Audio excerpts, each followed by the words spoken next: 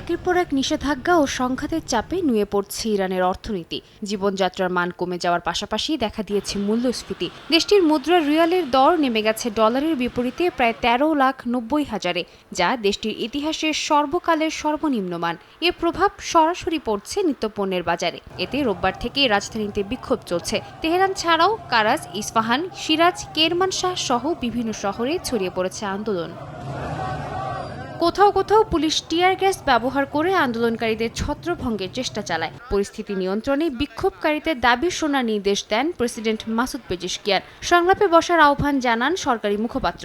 একই সঙ্গে কেন্দ্রীয় ব্যাংক গভর্নরের পদত্যাগ গ্রহণ করা হয়। জনগণের দাবি যতই কঠোর হোক, আমরা তাদের কথা শুনব।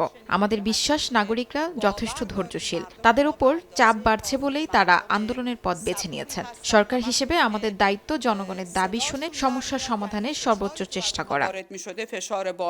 বিশ্লেষকরা বলছেন, মুদ্রার দরপতনের পেছনে সবচেয়ে বড় কারণ যুক্তরাষ্ট্রের কঠোর নিষেধাজ্ঞা। তেল রপ্তানি সীমিত হয়ে যাওয়ায় বৈদেশিক লেনদেন প্রায় বন্ধ। শক্তিশালী মুদ্রা প্রবাহ কমে যাওয়ায় অর্থনীতি শ্বাসরুদ্ধ অবস্থায়। অভ্যন্তরীণ অর্থনৈতিক ব্যবস্থাও সংকট বাড়িয়েছে।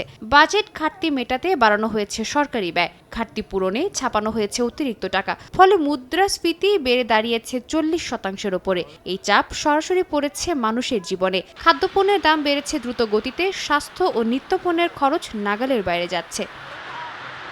রাজনৈতিক অনিশ্চয়তা পরিস্থিতি আরও জটিল করছে। পরমাণু আলোচনা অচল।